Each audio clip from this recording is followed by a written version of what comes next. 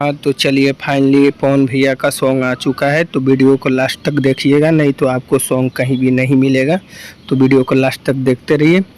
इस सॉन्ग का टाइटल रखा गया है चुनरिया लहरे माई के, जो कि सॉन्ग बहुत ही खूबसूरत है।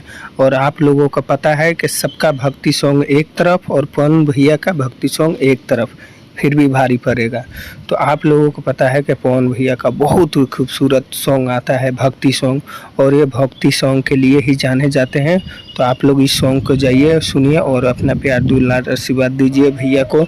और जो भी मेरे चैनल पर नए हैं प्लीज़ चैनल को सब्सक्राइब कर लीजिएगा, क्योंकि भोजपुरी का हर एक खबर सबसे पहले आप लोगों के बीच पहुंचाने का कोशिश करते हैं। तो आप लोग ज़रूर सब्सक्राइब करिएगा, इससे आप ही लोगों का फ़ायदा है। और इस सॉन्ग का सारे रील आप लोगों को मेरे इंस्टाग्राम आईडी पर मिल जाएगा, जो कि इंस्टाग्राम आईडी का नाम है राजू यादव 420। जो चैनल का टाइटल है वही इंस्टाग्राम का भी टाइटल है। तो आप लोग जाइए उसको भी फॉलो कर लीजिएगा।